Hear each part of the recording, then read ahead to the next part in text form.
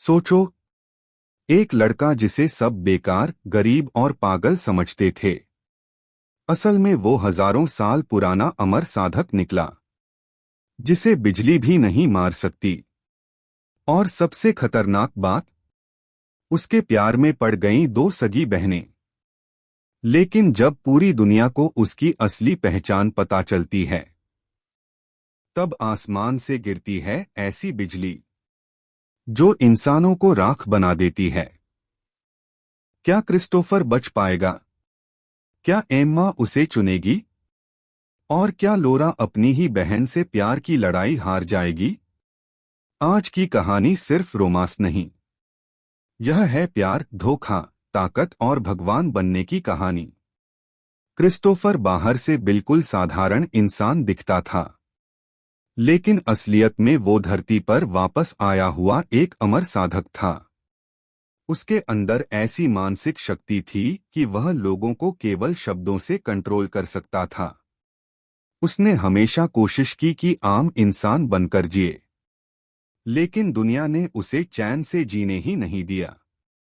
इसी बीच उसकी मुलाकात होती है एम्मा और लोरा इवांस से, दो बहनें जिनकी जिंदगी पहले से ही समस्याओं में डूबी हुई थी। उनके दुश्मन विंस और कूपर फैमिली पैसे और ताकत के दम पर पूरी सिटी को कंट्रोल करते थे। लेकिन क्रिस्टोफर को फर्क नहीं पड़ता, क्योंकि उसके लिए ये सब सिर्फ चींटियों जैसे थे। एक दिन क्रिस्टोफर और लड़कियां एक चीटिंग कपल से टकराते हैं। वहीं सबरीना नाम की लड़की पैसे लौटाने से साफ मना कर देती है।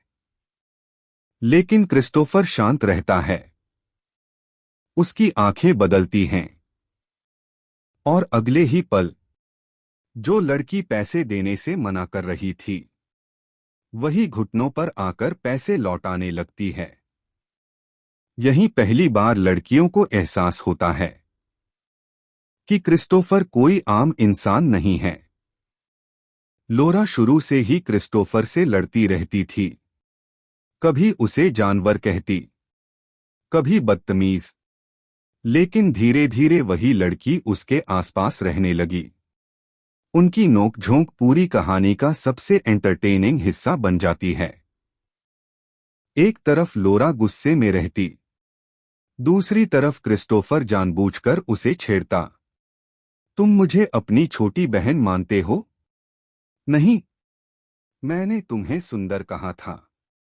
ऐसे सीन्स ऑडियंस को बार बार हंसाते हैं।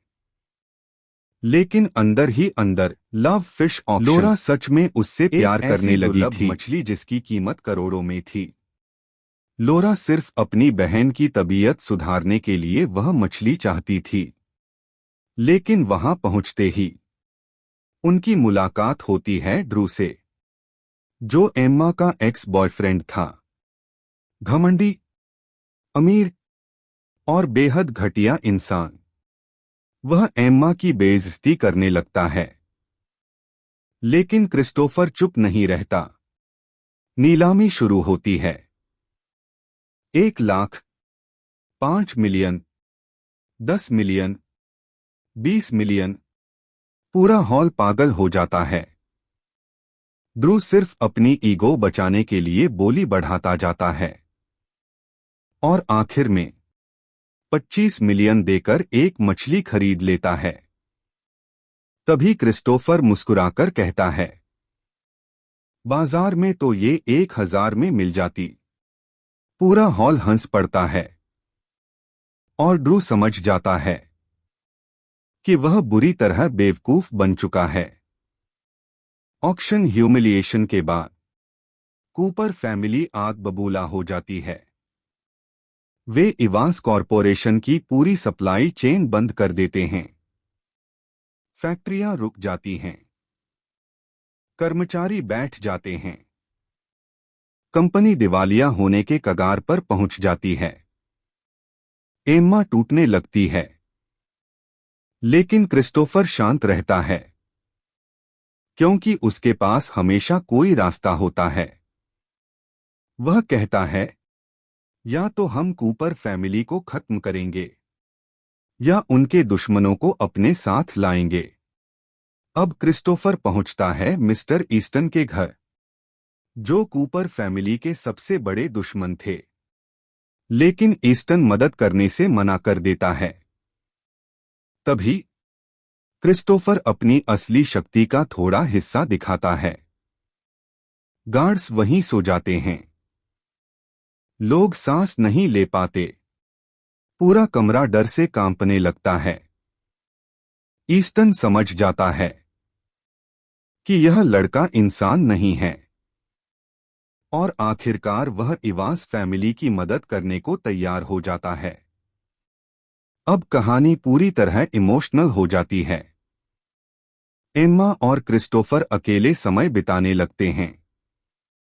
धीरे धीरे एम्मा उसके प्यार में पड़ जाती है। एक रात वह उससे पूछती है, अगर तुम अंदर आए तो जिंदगी भर सिर्फ मेरे रहोगे? क्रिस्टोफर पहली बार गंभीर हो जाता है। वह कहता है, इस जन्म में मैं सिर्फ तुमसे प्यार करूंगा।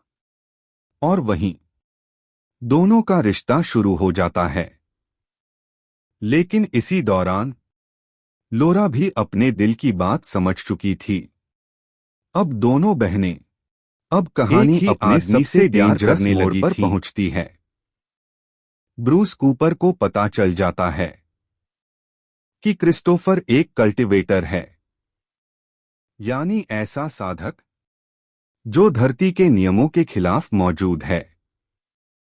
और जितने ज्यादा लोग उसकी पहचान जानेंगे, उतनी ही खतरनाक हेवनली लाइटनिंग उस पर गिरेगी। ब्रूस पूरी दुनिया में लाइव स्ट्रीम चालू कर देता है। लाखों लोग आसमान में इकट्ठी होती बिजली देखते हैं। एम्मा डर जाती है, लेकिन क्रिस्टोफर सिर्फ मुस्कुराता है।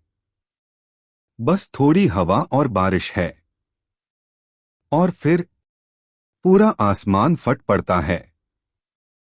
बिजली सीधे क्रिस्टोफर पर गिरती है, लेकिन वह जिंदा रहता है।